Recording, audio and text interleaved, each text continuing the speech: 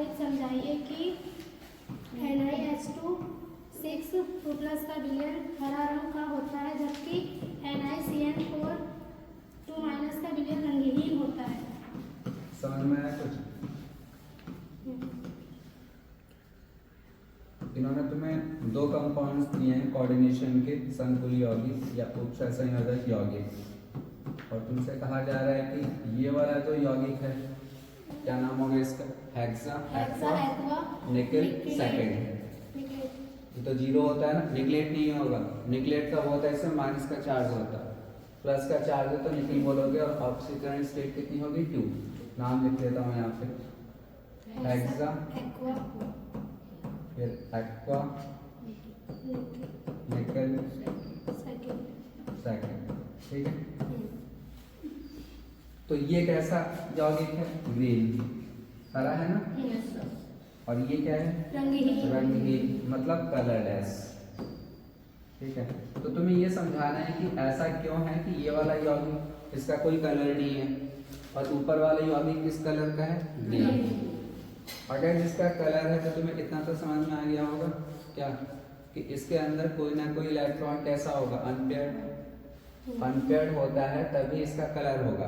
कल बताया था। अगर इलेक्ट्रॉन सारे के सारे कैसे हैं? पेयर्ड, तो वो कलरलेस होगा। और अगर एक इलेक्ट्रॉन भी तुम्हारा कैसा है? अनपेयर्ड को हिंदी में क्या बोलेंगे?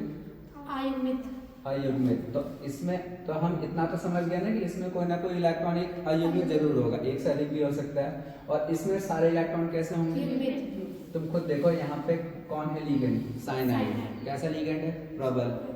कल ये वाला क्वेश्चन हम ऑलरेडी कर चुके हैं। 4 जो ऑब्जेक्टिव थे उसमें भी मैंने कराया था, फिर भी मैं समझा देता हूँ। देखो पहले इसको समझते हैं। निकल की यहाँ पे अवस्था कितनी है? 2। कैसे पता है? इसकी तो 0 होती है, तो निकल की अवस्था है +2। परमाणु क्रमांक कितना होता है? 28। तुम्हें पता है 4s में 0 होंगे, 3d में कितने होंगे? 8। कैसे? 28 में होता ये है, इसमें 2 होते हैं, इसमें 8 होते हैं। लेकिन +2 का मतलब क्या हुआ? 2 इलेक्ट्रॉन निकाल दो। इलेक्ट्रॉन किस में से निकलते हैं? पहले 4s में से। तो 4s में कितना हो गया? 0। 3d में अभी भी कितने हैं? 8। ये इसकी अवस्था है। अब जब तुम लिखते हो कौन सी स्टेट? ग्राउंड स्टेट, तो पहले क्या लिखते हो? 3d, फिर क्या लिखते हो? 4s, फिर क्या लिखते हो? 4p, और आखिरी में लिखते हो 4d। मैंने बताया था हर बार तुम्हें ऐसे ही करना होगा, ठीक है। ये क्या है? 4d। इलेक्ट्रॉन इसमें कितने हैं? 8 इलेक्ट्रॉन है। 8 बदलो, 1 2 3 4 5 6 7 8। अब क्या होगा? ये जो 2 इलेक्ट्रॉन तुम्हें अयुग्मित दिख रहे हैं, ये रहेंगे नहीं ऐसे। क्यों? क्योंकि ये अभी हम कौन सा कर रहे हैं? ऊपर वाला कर रहे हैं ना। हाँ। वाटर कैसा लिगेंड है? ये तुम्हारा दुर्बल है। जो वाटर होता है ये वीक लिगेंड होता है। कैसा होता है? जिसकी वजह से ये जो 3d के 2 इलेक्ट्रॉन्स हैं ये पेयर्ड नहीं हो पाएंगे, ये ऐसे ही रहेंगे। तो एक्साइटेड स्टेट में भी ये ऐसे ही रहेंगे, ठीक है। इनका तुम्हें कुछ नहीं करना है। अब मैं एक साथ ऐसे दिखा देता हूँ। तो ये जो 6 वाटर के मॉलिक्यूल्स आएंगे, ये एक 4s का ऑर्बिटल इस्तेमाल करेंगे, 3 4p के और 2 4d के। तो यहाँ का संकरण क्या हो गया बताओ? sp3d2। इसमें इलेक्ट्रॉन सब किसके भर सकते हो तुम? किसके भर दो इलेक्ट्रॉन्स? वाटर के। कैसे दिखा दो? क्रॉस करके। एक वाटर यहाँ पे आके जुड़ गया, एक यहाँ पे आके जुड़ गया, एक यहाँ पे, एक यहाँ पे, एक यहाँ पे, एक यहाँ पे। यौगिक बनने के बाद भी हमें दिख रहा है कि 2 इलेक्ट्रॉन कैसे हैं? अयुग्मित। और इलेक्ट्रॉन अगर अनपेयर्ड है, अयुग्मित है, तो कोई ना कोई कलर होगा, और इसका कलर कैसा होता है? ग्रीन। ये समझाने के बाद अब तुम इसको समझाओगे कि ये तुम्हारा रंगहीन क्यों है। तो इसको देख लो। Ni के साथ कितने साइनाइड है? 4। Ni की यहाँ पे भी स्टेट निकालोगे x मान के, और 4 साइनाइड हैं, -2। कल हमने सॉल्व किया था तो +2 ही आएगा। इसका मतलब यहाँ का भी निकल कौन सी अवस्था में है? +2। परमाणु क्रमांक 28। तो 4s में कितने होंगे? 0। d में कितने होंगे? 8। फिर से तुम कौन सी दिखाओगे? Ground state. पहले क्या दिखाओगे? 3d। कितने इलेक्ट्रॉन है 3d में? 1 2 3 4 5 6 7 8। लिख लो यहाँ पे 4s और फिर कौन होगा 4p। तुम चाहो तो लिख सकते हो 4d को, मुझे पता है उसकी जरूरत पड़ने वाली है नहीं। क्यों? यहाँ पे लिगेंड कौन है? साइनाइड। और साइनाइड एक ऐसा लिगेंड है जो बहुत ही स्ट्रांग होता है, तो ये इन दो इलेक्ट्रॉन को जो कि तुम्हें अयुग्मित दिख रहे हैं एक साथ कर देगा। ये काम वाटर नहीं कर सकता। क्यों? वो वीक था।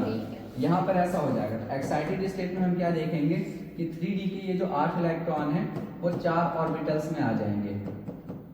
इससे क्या हुआ? एक ऑर्बिटल खाली हो गया, तो एक d का इस्तेमाल होगा, एक 4s का इस्तेमाल होगा और 4p के बच्चे से 2 ही इस्तेमाल होंगे। कितने होंगे? क्यों? dsp2। इसी से काम चल गया, नहीं चल गया? क्यों? लिगेंड यहाँ पे कितने हैं? तो 4 ही तो ऑर्बिटल चाहिए, 1 2 3 4। इसमें इलेक्ट्रॉन किससे भर दो तुम? अब साइनाइड के क्रॉस से दिखा दो। एक साइनाइड जुड़ गया, यहाँ पे दूसरा साइनाइड जुड़ गया, यहाँ पे तीसरा और यहाँ पे। तो हम यहाँ पे क्या देखते हैं कि यहाँ पे एक भी इलेक्ट्रॉन अनपेयर्ड या अयुग्मित नहीं है। जब इलेक्ट्रॉन कोई भी अयुग्मित नहीं होता है तो उसमें डी ट्रांजिशन नहीं होगा। क्या नहीं होगा? इलेक्ट्रॉन डी से ई में जा ही नहीं पाएंगे। ऐसा होने के लिए इलेक्ट्रॉन का कैसा होना जरूरी है? अनपेयर्ड। तो जब यहाँ पे डी ट्रांजिशन नहीं होगा, क्यों नहीं होगा? क्योंकि यहाँ पे इलेक्ट्रॉन कोई अनपेयर्ड नहीं है। तो ये कैसा होगा? पूरा का पूरा जो रंगहीन कलरलेस। समझ में आएगा? चलो नेक्स्ट क्वेश्चन पे आते हैं। क्या है नेक्स्ट क्वेश्चन? देखो क्या होता है। सेकंड पार्ट देखो क्या है। ये बहुत इंपॉर्टेंट है, ये भी मैं तुम लोगों को कॉपी में कराया था। अगर कराया था तब बताया था कि इंपॉर्टेंट है और तुम लोगों से खुद ही ड्रॉ भी करवाया था मैंने। COCl2En का होल ट्वाइस प्लस चार्ज। ये कह रहे हैं कि इसके सभी त्रिविम समावयवों की संरचना कीजिए। त्रिविम का मतलब क्या होता है? Stereo isomers. Stereo isomers. अब इसमें दो प्रकार के होते हैं। एक होता है तुम्हारा ज्योमेट्रीय, ज्योमेट्रिकल, और एक ऑप्टिकल। ठीक है, ज्योमेट्रिकल को ज्योमेट्री यही कहते हैं, ऑप्टिकल को ध्रुवण ऐसे कुछ बोलते होंगे। ठीक है, तो दोनों कैसे बनाओगे? देखो सबसे पहले 2 क्लोरीन दिख रहे हैं, एक En जो होता है वो 2 के बराबर होता है। ये कैसा लिगेंड होता है? बाइडेंटेड। एक साथ 2 जगह से जुड़ता है, तो 2 बार En है तो ये किसके बराबर हो गया? 4। और 2 क्लोरीन तो कितने हैं लिगेंड जुड़े हैं? मान के चलोगे 6। तो तुम यहाँ पे कितने लाइनें खींचोगे? समझ में आया? 6 कैसे? 2 क्लोरीन के लिए और एक En खुद किसके बराबर है? 2 के। तो 2 En किसके बराबर हो गया? 4 के। अब जोड़ेंगे कैसे वो देखो। मैंने क्या किया, यहाँ पे Cl लगा दिया, यहाँ पे Cl लगा दिया, यहाँ पे En। तो कैसे जोड़ा है? En को बीच में करके एक साथ कितने जगह से जोड़ दिया? 2 से। तो ऐसे ही यहाँ पे En लगा दो, ये भी कितने जगह से जुड़ गया? तो टोटल 6 जगह पूरे हो गए। ये वाला जो है ना ये ट्रांस है। कैसा है? सिस और ट्रांस। सिस वाले को हम क्या कहते हैं?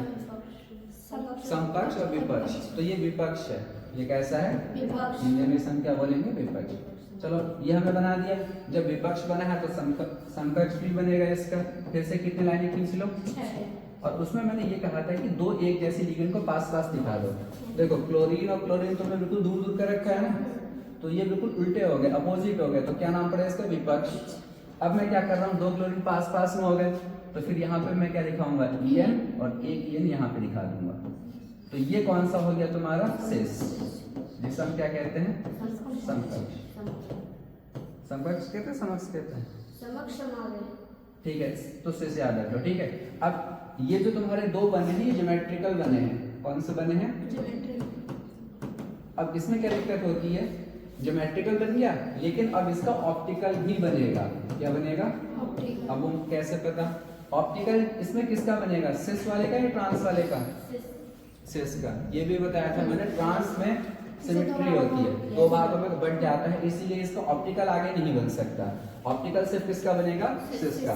तो उसके लिए हम इस तरीके से एक आईना दिखाते हैं, दर्पण, और बिल्कुल इसको इसका उल्टा बना दो यहाँ पे। तो फिर से तुम लाइनें तो पहले कितनी खींच लो? 6। जो क्लोरीन यहाँ पे हो यहाँ दिखाई देगा, यहाँ वाला यहाँ पे दिखाई देगा, ये उधर चला जाएगा और ये वाला जो है वो यहाँ पर आ जाएगा। तो जब तुम ये बना दोगे, पहले ट्रांस सिस और सिस का फिर दूसरा वाला, ये अगर D होगा तो ये क्या होगा? L। ये बताया था ना, ये लाइट को अगर क्लॉकवाइज घुमाएगा तो ये एंटी क्लॉकवाइज। तब जाके तुम्हें कितना मार्क्स का क्वेश्चन ये वाला? सर ये सब 4 है मतलब हाँ, तो 4 2 नंबर के है ना, ऊपर वाले भी 2, तो ये नंबर कितने नंबर का हो गया 2। अब तुम देखो, अगर तुम्हें सही से आता है तो 2 नंबर लाने के लिए तुम्हें कितना टाइम लगेगा, सिर्फ बनाना ही तो है, इसमें तो कुछ रिएक्शंस भी नहीं लिखनी है। चलो ये क्वेश्चन खत्म हो गया। अब नेक्स्ट देखो, ये तो ये बता दिया था ना पॉडकास्ट का नियम, नहीं बताया था? न्यूक्लिक कम आवा न्यूक्लिक अम्ल क्या? न्यूक्लिक कम घाव अच्छा, ये तो फिर से इंग्लिश में आ गया ना ये, ठीक है। अब 6 क्वेश्चन कौन सा है? 6 नहीं होता इसी का है न्यूक्लिक अम्ल क्या होता है? अच्छा, नीचे है भी, तो ये कौन सा हो जाएगा? ये बी सी डी ई हो जाएगा ना, भाव, हाँ, ठीक है। क्या है ये? न्यूक्लिक अम्ल क्या होता है? अब ये तो बताने की कोई जरूरत ही नहीं है, न्यूक्लिक अम्ल क्या होता है, डेफिनेशन बताया था। ये अनुवांशिक मटेरियल्स होते हैं, मतलब जेनेटिक मटेरियल्स को एक फादर से कहाँ लेके जाते हैं, ऑफिस में, एक पीढ़ी से दूसरी पीढ़ी में। 2 प्रकार के होते हैं ये, आरएनए और डीएनए। फिर तुमसे कहा है कि न्यूक्लियोसाइड तथा न्यूक्लियोटाइड में अंतर क्या होता है, बताओ। न्यूक्लियोटाइड में और न्यूक्लियोसाइड में अंतर क्या होता है? तुम्हें अगर याद हो तो एक तो होता है तुम्हारा पेंटोस शुगर होता है, फिर ये जो तुम्हारे नंबर्स होते हैं, जैसे ये 1 है, 2, 3 और यहाँ पे 5 होता है, तो इस जगह पे, ठीक है, और इस जगह पे क्या लगता है? अगर इस जगह पे तुम्हारा एक बेस लगा हुआ है, क्या लगा हुआ है? क्षार, तो ये क्या कहलाता है? न्यूक्लियोसाइड। क्या कहलाता है? न्यूक्लियोसाइड। और अगर यहाँ पर फिर तुम्हारा क्या लग गया? Phosphate group. कौन सा ग्रुप लग गया? फॉस्फेट ग्रुप,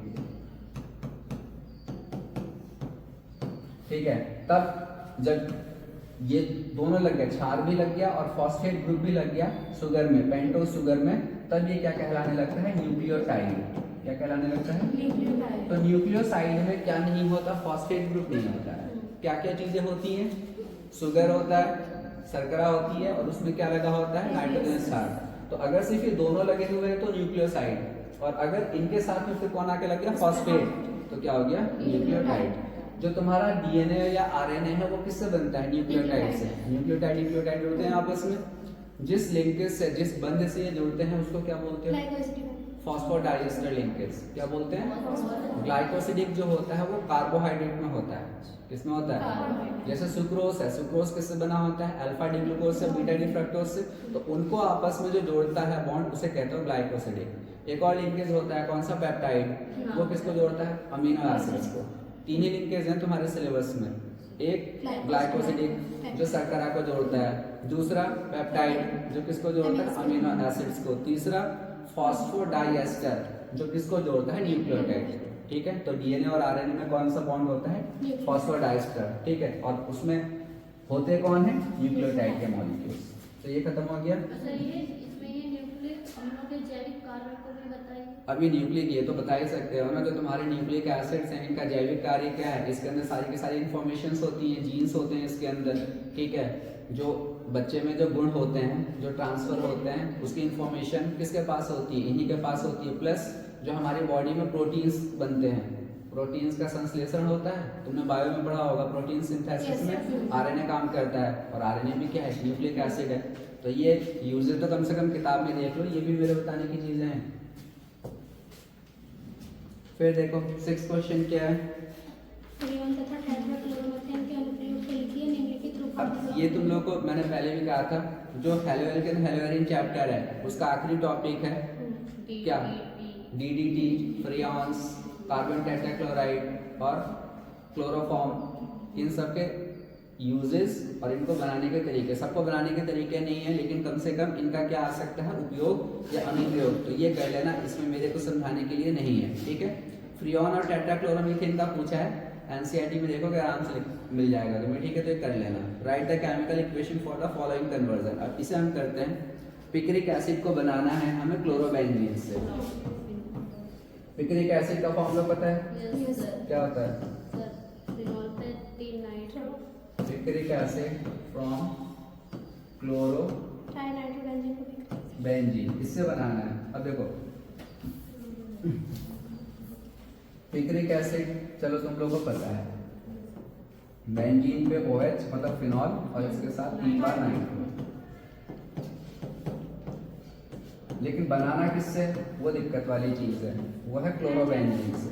अगर ये एक बार तो फिनॉल से कह देते तो हमारे लिए शायद काम थोड़ा आसान हो जाता। मैं फिनॉल में क्या डाल देता, कंसंट्रेटेड नाइट्रिक अम्ल। कंसंट्रेटेड वाले डालने से तो तीनों पोजीशन पे NO2 आ जाता है, और डाइल्यूट वाला जब डालते हो नाइट्रिक एसिड तो ऑर्थो पैरा पे आता है, सब पता है। लेकिन इन्होंने तुमसे किससे कह दिया बनाने को? कोई बात नहीं, हम क्लोरीन को पहले फिनॉल में कन्वर्ट कर देंगे। क्लोरीन को किस में कन्वर्ट करेंगे? मुश्किल है लेकिन नामुमकिन तो नहीं है। क्या क्या लेना पड़ता है? NaOH, क्या लोगे? एक्वस NaOH, और 623 केल्विन टेम्परेचर, 300 atm प्रेशर, और HIN, ये सब कुछ लेना होता है। तब जाके यहाँ का क्लोरीन हट के इसकी जगह कौन आता है? OH। Aqueous NaOH, 623 kelvin temperature, 300 atm pressure, OH आ गया। अब हम आराम से कर सकते हैं, क्या डाल दो? कंसंट्रेटेड नाइट्रिक, ठीक है। H2SO4 भी लिख लेना। तो अब हमें पता है कंसंट्रेटेड जरूर होना चाहिए, डाइल्यूट मत कर देना। तो ये तीनों पोजीशन पे कौन आ जाता है? नाइट्रो। तो पहला स्टेप समझ में आया, वही जरूरी है। क्लोरीन को हटा के क्या लगाना? OH। उसके लिए ये 3 चीजें लगानी होंगी। नोट कुछ नहीं करना, देखते जाओ। सेकंड क्वेश्चन क्या है? Isobutyl bromide from tertiary butyl bromide. ये सब तो कन्वर्जन बहुत ही अलग टाइप के हैं। टर्शियम ब्यूटाइल ब्रोमाइड तुमसे पहले यही बन जाए, यही बहुत बड़ी बात है। टर्शियम ब्यूटाइल का मतलब ये वाले को, एक कार्बन से 3 मिथाइल, इसे क्या पढ़ोगे? टर्शियम ब्यूटाइल। अब ब्रोमाइड का मतलब यहाँ पे कौन लगा है? ब्रोमीन। इससे बनाना क्या है? Isobutyl bromide. अब आइसोब्यूटाइल ब्रोमाइड देखो ये होता है,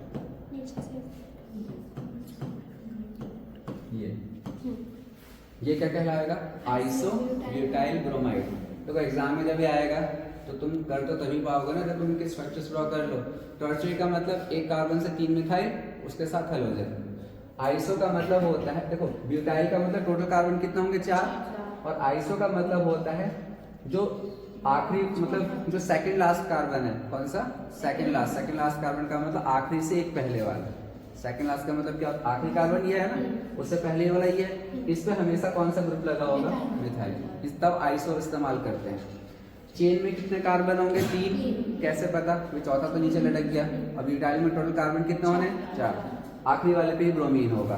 तो तुम देखो कि इससे ये बनाना है, देखने में भी बहुत अजीब सा लग रहा है लेकिन इतना अजीब ये है नहीं। क्या करना होगा तुम्हें? सबसे पहले अल्कोहलिक केवल्स डालना होगा। क्या डालना होगा? हमेशा अपने दिमाग में रखना कि जब भी तुम्हें हेलोजन की पोजीशन एक जगह से दूसरी जगह किसका आनी हो, 1 से 2, 2 से 3, तो हमेशा क्या किया जाता है? पहले एलिमिनेशन और फिर एडिशन। पहले तुम डबल बॉन्ड लाओगे और फिर HBr जोड़ोगे। अभी कुछ दिन पहले ये भी कोशिश मैंने सारे कराए थे। तो जब अल्कोहलिक केवल्स तुम डालोगे, देखो ये अल्फा है, ये बीटा और ये भी, और सब एक जैसे हैं। तुम कहीं से भी H निकाल दो। अब मान लो मैंने यहाँ से हटा दिया तो यहाँ से Br निकल जाएगा, यहाँ से H क्या बनेगा? देखो ये तो ऐसे ही रहेगा ना, CH3। ऊपर क्या आ गया? नीचे क्या चल रहा है? आगे ये जो निकला उसे निकल जाने दो। अब मैं इसमें जोड़ने जा रहा हूँ सबसे इम्पोर्टेंट चीज HBr। लेकिन अगर मैं HBr ऐसे भी जोड़ दूंगा तो फिर से ब्रोमीन इस पर जुड़ जाएगा और H इसको, मार्कोनी का रूल से। कौन से रूल से हो जाएगा? लेकिन अगर ऐसा होगा तो फिर तो वही मिल जाएगा ना जो पहले था। मुझे जो ब्रोमीन चाहिए वो यहाँ पे बिल्कुल नहीं चाहिए, यहाँ पे चाहिए। तो परऑक्साइड डाल दो। बहुत बढ़िया, क्या डाल दो? कौन सा रूल आ गया? एंटी मार्कोनी का। अब H इसको मिलेगा, Br इसको, और हमारा वो यौगिक बन गया जो हमें चाहिए। तुम देख लो, यही बना नहीं बना? अभी मत कहना सर ये तो ऐसे लिखा है या ऐसे लिखा है, एक ही बात। ठीक है, तो क्या किया हमने?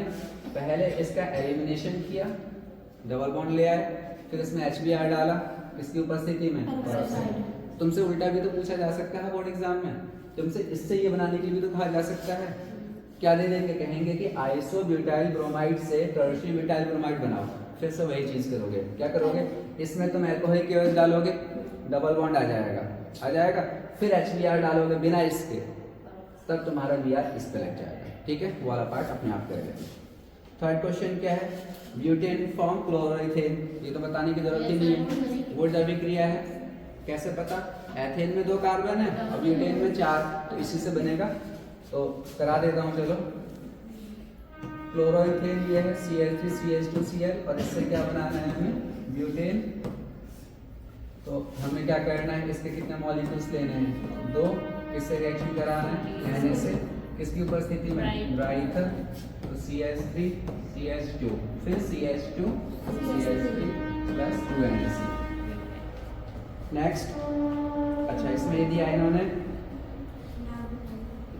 एसन रिएक्शंस, मतलब न्यूक्लियोफिलिक सब्स्टिट्यूशन रिएक्शंस क्या होते हैं।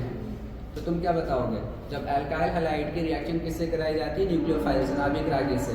तो नाभिक रागी हैलोजन को क्या कर देता है, प्रतिस्थापित, और उसकी जगह खुद लग जाता है। और ऐसी अभिक्रियाओं को हम क्या कहते हैं, नाभिक रागी प्रतिस्थापन अभिक्रिया। फिर इन्होंने कहा कि explain the mechanism of unimolecular and bimolecular nucleophilic substitution reaction. SN1 और SN2 दोनों की पूछ ली इन्होंने। जनरली ऐसा होता नहीं है, ठीक है, बट कोई बात नहीं, पूछ लिया तो हमें करना ही होगा। ठीक है, दोनों कितने कितने नंबर के, 2-2 नंबर के। जो डेफिनेशन है वो कितने नंबर का है, 1 नंबर का। तो सबसे पहले हम किसको समझाने जा रहे हैं, SN1। सबको पता है SN1 सबसे जल्दी कौन देता है, 3 डिग्री, फिर 2 डिग्री, फिर जाहिर सी बात है मैं 3 डिग्री का एग्जांपल लेके चलूंगा, R डबल डैश और R डैश। इसका मतलब ये हुआ कि मैं एक ऐसा अल्काइल हैलाइड लेके चल रहा हूँ जो कायरल है। कैसा है, कायरल का मतलब वो कार्बन जिसके चारों ग्रुप अलग अलग लगे हैं। किससे रिएक्शन कराना है मुझे, न्यूक्लियोफाइल से। तो पहले तो हम वही दिखाते हैं कि रिएक्शन कंप्लीट करके दिखा दो। तो R डैश और R डबल डैश, और यहाँ पे कौन लग गया, न्यूक्लियोफाइल प्लस X माइनस। अब हम आते हैं किस पे, इसकी मैकेनिज्म पे। तो मैकेनिज्म का पहला स्टेप सबको पता होगा, हैलोजन चुपचाप निकल जाता है और कार्बोकेटाइन बनता है। क्या बनता है, तो R double dash R dash, carbon के साथ कौन है, हैलोजन। ये स्टेप कैसा होता है, स्लो। लिखना बहुत जरूरी है, ये नहीं लिख के आओगे एग्जाम में तुम्हारा आधा नंबर कट जाएगा, ध्यान रखना। तो स्लो स्टेप में हमें पता है कि ये जो हैलोजन है ये इलेक्ट्रॉन्स लेके चला जाता है, कार्बन पे चार्ज क्या आता है, प्लस, और उस समय ये जो कार्बोकेटाइन बनता है ये प्लेनर बनता है, याद है ना। कौन बाहर निकल गया, और इसको हम कहते हैं प्लेनर कार्बोकेटाइन। हिंदी में क्या लिखोगे, समतलीय कार्बन आयन, लिख लिया। अब जब ये बन गया तो सेकंड स्टेप में कौन आएगा, कौन आएगा, न्यूक्लियोफाइल। ये प्लस चार्ज का इंतजार कर रहा था, और जैसे मैंने तुम लोगों को पहले भी समझाया था कि इसमें जो प्लस चार्ज है, हाँ, ये जो तुम्हारा कार्बन है, ऐसे समझ लो इस पेपर को, यहाँ पे कार्बन है, एक R यहाँ पे, एक R यहाँ पे, एक R यहाँ पे, इससे प्लस चार्ज है। अब ऐसे समझ लो, तो न्यूक्लियोफाइल सामने से नहीं आ सकता, मतलब ये है, हाँ, अगर मैं सोचूं कि न्यूक्लियोफाइल को यहाँ तक पहुँचना है, सामने से आ जाए, ये दोनों रिपेल कर देंगे, ये और ये, इधर से आएगा ये दोनों, और इधर से आएगा तो ये दोनों। तो कैसे आएगा, ऊपर से या फिर पीछे से नीचे से, ठीक है। तो मैं एक को कह देता हूँ अबव और एक को मान लेता हूँ बिलो। इसका मतलब, और दोनों ही प्रोबेबिलिटी, दोनों ही संभावनाएं 50-50% की हैं, इसके ऊपर से जुड़ने की भी और नीचे से। तो तुम ये दो यौगिक कैसे दिखाओगे, अब ऐसे दिखा दो, ठीक है। एक बार ऐसी लाइन से, ये जो बोल्ड लाइन होता है ना, इसका मतलब ये कहाँ से जुड़ा है, ऊपर से, तो न्यूक्लियोफाइल ऐसे दिखा दो। और एक बार कैसे दिखा दो, ठीक है, डैश डैश से, ठीक है ना, और ऐसे करके दिखा दो, 50% ये और 50% ये, और इसे पूरे मिश्रण को क्या कहते हैं, रैसमिक मिक्सचर। इतना तुम करके आओगे, और एग्जाम में आखिर में एक चीज और लिखोगे, क्या, दर बराबर के एल्काइल हैलाइड पावर 1। ये यूनिमोलिकुलर हो गया, क्योंकि पहले वाला स्टेप जो स्लो स्टेप है, इसमें सिर्फ एल्काइल हैलाइड ही तो है, तो रिएक्शन का दर सिर्फ इस पर निर्भर करेगा कि ये स्टेप कैसा है, तो SN1 रिएक्शन जितना करके आओगे तुम्हें कितने नंबर मिल जाएंगे, 2 नंबर। अब आ जाते हैं किस पे, SN2 पे। SN2 में 1 डिग्री सबसे फास्ट होता है, फिर 2 डिग्री, फिर 3 डिग्री। तो जाहिर सी बात है मैं वहाँ पे 1 डिग्री का एग्जाम्पल लूंगा, किससे रिएक्शन कराऊंगा, न्यूक्लियोफाइल से। न्यूक्लियोफाइल आके इसको हटा देगा और खुद जुड़ गया, बाहर कौन निकल गया। अब हम इसके मैकेनिज्म की बात करते हैं। तो देखो, इसके मैकेनिज्म को ना करने के लिए हम एग्जाम में भी तो ऐसे करना है, कैसे, बुक अगर कॉपी में मैंने 2 स्टेप में कराया हो तो होता मैंने तभी बताया था, एक स्टेप में। SN1 कितने स्टेप में होता है, 2, लेकिन SN2 1। अब कैसे दिखाओगे वो देखो, तुम्हें इस कार्बन को लिखना है, जिस कार्बन पे कौन लगा होता है, तो हैलोजन को तो तुम यहाँ दिखा दो, दिखा दिया। इस कार्बन के साथ कितने हाइड्रोजन है, ऐसे दिखा दो, इसे R को नीचे, क्यों, क्योंकि पीछे से अटैक करना है किसको, न्यूक्लियोफाइल पीछे से ही आके उस कार्बन पे अटैक करता है, आक्रमण करता है, जिसपे कौन लगा है, हैलोजन। तो न्यूक्लियोफाइल यहाँ से आ रहा है, यहाँ से अगर आ रहा है तो पीछे की जगह तो खाली करनी पड़ेगी। तो 2 ग्रुप ऊपर लगा दिए, इसके हाइड्रोजन दोनों, और R नीचे, और तुम दिखाओगे ये इस पर अटैक कर रहा है। यहाँ तक कोई दिक्कत? एग्जाम्पल तुम ऐसे ही लेना, तुम इसकी जगह चाहो तो क्या लिख के आ सकते हो, CH, कोई फर्क नहीं पड़ेगा। अब हम क्या दिखाएं, और ये स्टेप कैसा होता है? अब इसमें होगा क्या, ये ध्यान से देखो। कार्बन के साथ कितने हाइड्रोजन है? 2। नीचे कौन है? R। अब हम दिखाएंगे कि ये जो न्यूक्लियोफाइल है इसके साथ मजबूती से जुड़ रहा है, और जो हैलोजन था वो निकल रहा है। ये स्टेप सबसे इंपॉर्टेंट है। अगर तुमने अपने मैकेनिज्म में ये स्टेप नहीं दिखाया तो फिर एग्जामिनर नंबर नहीं देगा। और यहाँ पे हम दिखा देते हैं डैश करके। ये कौन सी स्टेट होती है? Transition state. कौन सी स्टेट? मतलब संक्रमण अवस्था स्टेट। और इसके बाद क्योंकि ट्रांजिशन स्टेट जो होता है बहुत ही अस्थायी होता है, अनस्टेबल होता है। कैसा होता है? क्यों है अनस्टेबल बताओ? कार्बन के 5 बॉन्ड दिख रहे हैं इसमें, और कार्बन बॉन्ड कितने बनाता है? 4। तो अनस्टेबल है, तो फौरन अपने आप को स्टेबल करने के लिए किसको निकाल देगा पूरा बाहर। और तुम देखोगे कि कार्बन के साथ अभी भी क्या है? 2 हाइड्रोजन, ठीक है, और R। अब तुम यहाँ पे किसको दिखा दो? जुड़ता हुआ पूरा न्यूक्लियोफाइल। कौन बाहर निकल गया? तो बस। और फिर तुम लिखोगे कि इस रिएक्शन की जो दर है कांस्टेंट एल्काइल हैलाइड पे भी निर्भर करती है, और किस पे निर्भर करती है? न्यूक्लियोफाइल पे। और किस पे? नाभिक रागी पे। क्योंकि यहाँ पे दोनों है 1 इसकी पावर 1 इसकी पावर, तो ये कितनी मॉलिक्यूलर हो गई? द्वितीय मॉलिक्यूलर या बायोमॉलिक्यूलर। समझ में आ गया? तो 2 नंबर का वो हो गया, और 2 नंबर का ये पूरा हो गया। चलो नेक्स्ट क्या है क्वेश्चन? रीमर-टीमन रिएक्शन, कोल्बे और विलियमसन सिंथेसिस। ये सब तुम लोग को पता ही है ना। रीमर-टीमन से क्या बनता है? सैलिसाइल्डिहाइड। रीमर-टीमन से क्या रिएक्शन होता है? फिनॉल की रिएक्शन हम कराते हैं क्लोरोफॉर्म से और NaOH से। किससे? NaOH से। NaOH इसके साथ ऐड करके इसे फिनॉक्साइड में बदलेगा, और यहाँ पे CH तो देखो ये बनता है कुछ ONA ONA, और यहाँ पे CH। फिर से ऐसी अवस्था में होता है, क्या डालते हैं इसमें? सोडियम हाइड्रोक्साइड दे रखा है क्या? या H2O डालोगे HNP। तो ये जो देखो H2O है ना, ये इसके साथ अभिक्रिया करेगा CH। ऐसे समझ लो CH ने इस O को ले लिया। मैंने वैसे मैकेनिज्म बताया था तुम लोगों को कि इस CH Cl2 के जो दोनों क्लोरीन होते हैं वो हट जाते हैं, और यहाँ पे 2 बार OH आता है। क्या आता है? फिर ये बताया था कि एक ही कार्बन पे 2 OH अस्थायी होते हैं। तो यहाँ से कौन बाहर निकल जाता है? जल। और ये किस में परिवर्तित हो जाता है? एल्डिहाइड में। लेकिन तुम चाहो तो ऐसे याद कर लो कि यहाँ से क्या निकले? 2 क्लोरीन, और यहाँ से 2 कौन निकला? H। अब कौन बचा है यहाँ पे? CH। इसके साथ कौन आके जुड़ गया? O। बन गया CHO एल्डिहाइड, और यहाँ का Na हटा देगा, H खुद आ जाएगा। तो तुम देखो वापस फिनॉल बन गया, और यहाँ पे कौन आ गया? CH। यही तो बनना है ना सैलिसाइल्डिहाइड। सैलिसाइल्डिहाइड, ठीक है। इसका IUPAC नाम क्या होगा? 2 हाइड्रोक्सी बेंजाल्डिहाइड। एल्डिहाइड को तुम 1 मानोगे, इसको 2 मानोगे, तो 2 पे हाइड्रोक्सी बोलोगे, और बेंजीन पे एल्डिहाइड को बेंजाल्डिहाइड। कोल्बे रिएक्शन भी इसी से होती है स्टार्ट। पहले क्या डालते हैं? NaOH, तो क्या बन जाता है? Sodium phenoxide ONA। और फिर आप इसमें 2 चीजें डालते हो एक ही बार में, कार्बन डाइऑक्साइड और H+। तो कार्बन डाइऑक्साइड यहाँ पे जुड़ के COH, और H+ इसको हटा के फिर से फिनॉल। तो एक और आसान है, OH और COH। तो यहाँ से यहाँ तक की रिएक्शन कौन सी हो गई? कोल्बे। और सामने की रिएक्शन कौन सी हो गई? Williamson synthesis. इससे क्या बनता है? ईथर। और इसके लिए हम लेते क्या है? एल्काइल हैलाइड और सोडियम का लवण, अल्कोहल लवण। इसकी प्रेजेंस रिएक्शन कराते हैं ड्राई ईथर। तो यहाँ से Na निकल जाता है, यहाँ से XR-OR प्लस NH। तो ये क्या बन गया तुम्हारा? ईथर।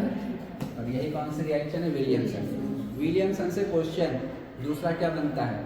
विलियमसन सिंथेसिस में हम कभी भी 3 डिग्री का एल्काइल हैलाइड नहीं ले सकते। ये इंपॉर्टेंट है, मोस्ट इंपॉर्टेंट इस बार के लिए। नहीं ले सकते क्यों? क्योंकि अगर ये लोगे तो ईथर की जगह पर क्या प्राप्त होने लगता है? एल्कीन। बताया था ना, एलिमिनेशन रिएक्शन होने लगती है तब जब हम ये अल्काइल हैलाइड तुम यहाँ पे या तो 1 डिग्री का ले सकते हो या 2 डिग्री का। अच्छा आंसर सिर्फ कब आता है? 2 डिग्री और 3 डिग्री वाले में पूरे चांसेस होते हैं कि थोड़ा सा ईथर बनेगा और एल्कीन। 3 डिग्री में तो कंफर्म है सिर्फ क्या बनेगा, एल्कीन। तो इसीलिए हम विलियमसन सिंथेसिस में अल्काइल हैलाइड सिर्फ कितने डिग्री का लेते हैं, 1 डिग्री का, कभी भी 3 डिग्री का नहीं लेते, क्योंकि वहां पे फिर क्या हो जाता है, एल्कीन बन जाता है। फिर इसके बाद में हाइड्रोबोरेशन ऑक्सीडेशन रिएक्शन है, ये 2 नंबर का है, ठीक है।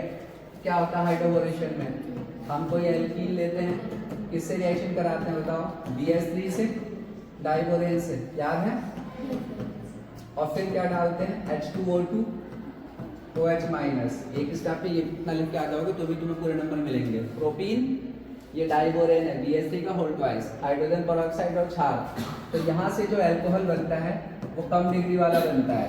कैसा बनता है, यही तो फायदा है इसका हाइड्रोबोरेशन का। अगर मान लो मैं इसमें क्या डाल देता हूँ, H2O, इसकी उपस्थिति में HN, तो तुम्हारा अल्कोहल ये बनेगा मार्कोनिकॉल रूल से, प्रोपेन 2 ऑल, ज्यादा डिग्री का बन गया ना।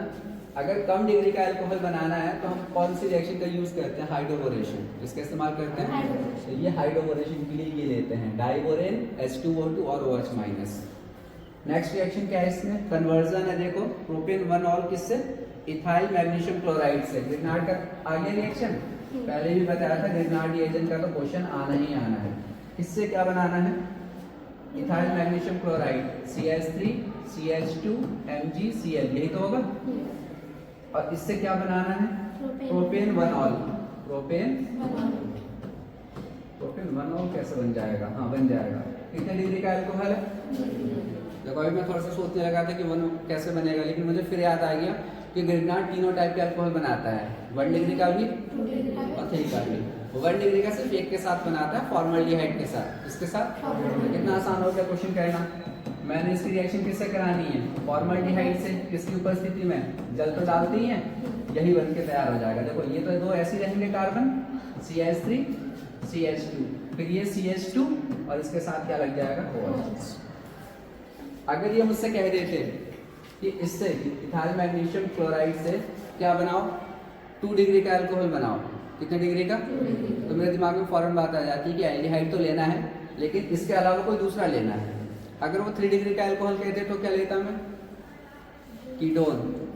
याद नहीं है तुम लोगों को, ये ग्रिग्नार्ड रिएजेंट फॉर्मल्डिहाइड के साथ रिएक्शन करके 1 डिग्री का अल्कोहल बनाता है।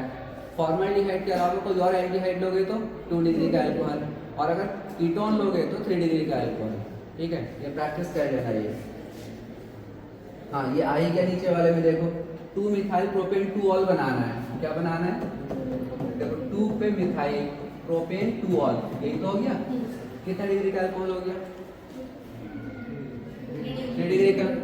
अब ये अगर मुझे बनाना है तो मुझे कीटोन लेना होगा, नहीं लेना होगा। ग्रिग्नार्ड की उन्होंने खुद ही बता दिया कौन सा है, मिथाइल मैग्नीशियम ब्रोमाइड, मतलब CH3 MgBr।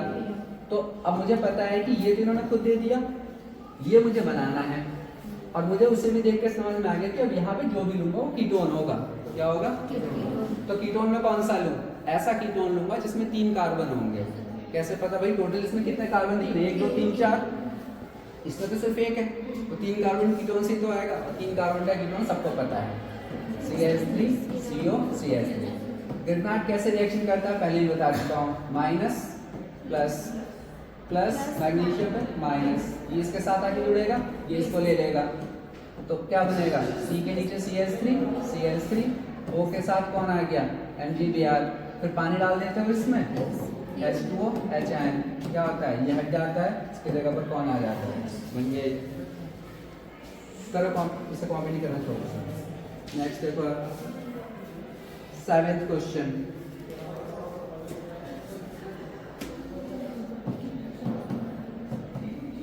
सेकंड क्वेश्चन का फर्स्ट, इसमें इसके तो सारे हो गए ना पार्ट, कितने थे ना। 7 का फर्स्ट पार्ट है इथाइल मैग्नीशियम ब्रोमाइड की रिएक्शन एसीटोनाइट्राइल से कराओगे। एसीटोनाइट्राइल क्या होता है बताओ, एसीटोनाइट्राइल, इसकी रिएक्शन किससे करानी है, इथाइल मैग्नीशियम ब्रोमाइड, आराम से करा सकते हो, बस ये बता दो ये क्या होगा। एसीटो का मतलब होता है 2 कार्बन, कितने कार्बन, और नाइट्राइल वर्ड आ गया ना, तो नाइट्राइल वाला कार्बन भी इसी में आ जाएगा, मतलब CH3Cl, ये है एसीटोनाइट्राइल।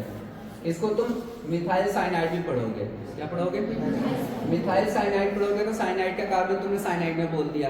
एसीटोनाइट्राइल में, नाइट्राइल का मतलब सबको पता है ना साइनाइड ही होता है, लेकिन जब नाइट्राइल बोल देते हैं तो उसका कार्बन हम उसी में इस्तेमाल कर लेते हैं। तो एसीटोनाइट्राइल में कितने कार्बन होंगे? 2।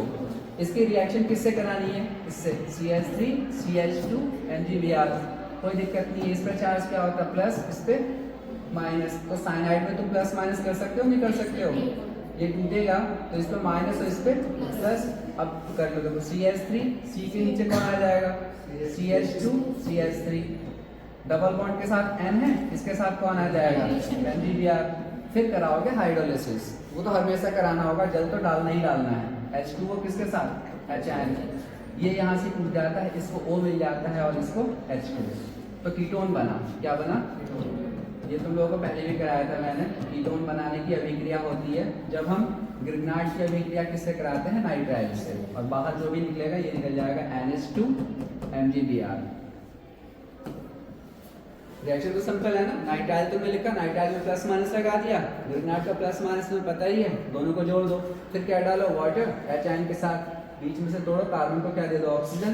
देखो कीटोन, इस कीटोन का नाम क्या है? Butane 2-on। 4 कार्बन का कीटोन है तो ब्यूटेन 2-on। नेक्स्ट क्वेश्चन है, acetone is distilled with concentrated sulphuric acid. ये तुम लोग का होमवर्क है, ये तुम लोग खुद ट्राई करोगे। कौन सा? क्योंकि इसके साथ में मैं तुम लोग को 4 रिएक्शन और कराऊंगा। एसीटोन की रिएक्शन किससे कराना है? कॉन्सेंट्रेटेड सल्फ्यूरिक अम्ल से डिस्टिल करना है। ऐसा इसलिए कह रहा हूँ क्योंकि ये रिएक्शन आउट ऑफ सिलेबस है। आउट ऑफ सिलेबस मतलब एनसीईआरटी में ऐसी कोई रिएक्शन नहीं दी है। इसके अलावा ऐसी 5 रिएक्शंस और है, 5 या 6 रिएक्शन जो एग्जाम में आ सकती है और एनसीईआरटी में नहीं है। कौन कौन सी हैं? पर्किन है, नोबेनजल रिएक्शन है, टिसैंको रिएक्शन है। तो ये सब मैं तुम्हें, हाँ कल तुम लोग ऑफ है ना, कल फिर भी स्कूल आ जाना, कल ये 5-6 रिएक्शंस कल कराऊंगा। बट इसको अपने आप एक बार ट्राई करना, सर्च करने की कि एसीटोन को अगर हम डिस्टिल करते हैं किसकी उपस्थिति में? सल्फ्यूरिक अम्ल, क्या प्राप्त होगा। ठीक है। इसके बाद का क्वेश्चन देखो, सिंपल है। एसिटिक एसिड को हीट करोगे इथाइल अल्कोहल से H2SO4। ये तो क्या क्लास की रिएक्शन है? एस्टरिफिकेशन, एस्टर बनता है। जब भी हम कार्बोक्सिलिक अम्ल और अल्कोहल को गर्म करते हैं सल्फ्यूरिक अम्ल की उपस्थिति में तो क्या प्राप्त होता है? एस्टर। ये 10 पे भी ऐसी रिएक्शन थी, तो इसे आराम से कर सकते हो। फिर ये कैनिज़ारो रिएक्शन है, एल्डोल है और रिटार्ड है। ये सारे जान पहचान के हैं। ठीक है। कैनिज़ारो में क्या लेते हो तुम? ऐसे एल्डिहाइड जिस पे अल्फा हाइड्रोजन ना हो, उसके 2 मॉलिक्यूल्स लेते हैं। जैसे बेंजल्डिहाइड ही ले लो, कैनिज़ारो में हमने ये ले लिया। कितने मॉलिक्यूल्स? 2। कैनिज़ारो किससे रिएक्शन कराते हैं? Concentrated KOH। सांद्र होगा NaOH या KOH, दोनों कैसे होंगे? और एल्डोल में ये कैसे होते हैं? तनु। ठीक है। और वहां पे एल्डोल में कैसा एल्डिहाइड होता है? जिसपे अल्फा हाइड्रोजन होता है। अब इसमें तुम्हें एक बार इसको किसमें परिवर्तित करना होता है? अल्कोहल में। किसमें? और एक बार कार्बोक्सिलिक एसिड के पोटेशियम लवण में। बस ये आंसर आ गया। हो गया तुम्हारा कौन सा रिएक्शन? कैनिज़ारो। एल्डोल ये ले लो, 2 मॉलिक्यूल्स ले लो, किसके? इथेनॉल के। किसके साथ रिएक्शन कराओ? डाइल्यूट NaOH, क्या बन जाएगा? CH3 CHOH CH2 CH2 बन गया एल्डोल, एल्डिहाइड अल्कोहल। फिर हम इसे गर्म कर देते हैं, यहाँ से OH और यहाँ से H निकल जाता है। डबल बॉन्ड के साथ क्या आ जाएगा? एल्डिहाइड। क्या नाम है इसका? ब्यूटेनॉल। और लास्ट कौन सी रिएक्शन है? इटार्ड। क्या बनता है? टॉलिन से बेंजल्डिहाइड। ये टॉलिन लो, किससे रिएक्शन कराते हैं? CrO2 Cl2। पहले क्या बनता है? अगर याद है तो ठीक है, नहीं तो भी मैंने कहा था ठीक है। और फिर इसकी रिएक्शन किससे कराते हैं? H2O HN। तो सब कुछ हट के बेंजीन पे क्या ग्रुप आ जाता है? ये कौन सी रिएक्शन हो गया? खत्म हो गया ना? तो पीछे की ठीक है। एथेनामीन और कन्वर्जन है ना, मीथेनामीन से क्या बनाना है? इथेनामीन। कार्बन बढ़ाना है ना? क्या करोगे बताओ? कार्बन बढ़ाने के लिए साइनाइड लाना होता है। क्या लाना होता है? साइनाइड तब आता है जब हेलोजन होता है। हेलोजन तब आएगा जब OH होगा। तो पहले मैं इसमें डालने वाला हूँ क्या? HNO2। क्या डालने वाला हूँ? मुझे पता है कि और टेम्परेचर कितना लोगे 298 केल्विन। तो इसकी जगह पर OH ग्रुप आ जाएगा, क्या आ जाएगा? फिर मैं इसमें क्या डालूंगा SOCl2, क्या आ जाएगा Cl। फिर क्या डालूंगा इसमें KCN, क्या आ जाएगा इसकी जगह CN।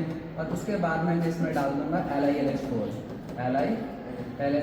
लिथियम एल्युमिनियम हाइड्राइड और HN। तो C के साथ CH2 और N के साथ NH2, जो ऑलरेडी करवाया हुआ है। इसके Yes. अलावा तुम इसमें सोडियम एमलगम और एथेनॉल भी डाल सकते हो, ठीक है। एनिलीन फ्रॉम बेंजोइक एसिड बहुत आसान है, इसमें तुम्हें हॉफमैन का इस्तेमाल करना होगा। एनिलीन क्या होता है? नहीं, बेंजोइक एसिड से बनाना है तो पहले इसकी रिएक्शन किससे कराओगे? NH3 से गर्म करोगे, अमाइड बनेगा, क्या बनेगा? और अमाइड में हॉफमैन लगा दो, क्या डाल दो? NaOH और Br2 और गर्म कर दो, तो हमें पता है कि ये हट जाएगा, ये इसके साथ जुड़ जाएगा, बन गया क्या? एनिलीन। ठीक है। थर्ड क्या है? Benzene diazonium chloride from aniline. इसका आसान क्या होगा? NaNO2 और HCl डालना है, बन जाएगा। फिर ये भी तीनों नेम रिएक्शन है। गैब्रियल से क्या बनता है? 1 डिग्री अमीन। कपलिंग रिएक्शन से डाई बनते हैं और कार्बालामाइन से आइसोसाइनाइड, ठीक है। ये कर लेना, ये 6 के 6 रिएक्शंस बाद में देख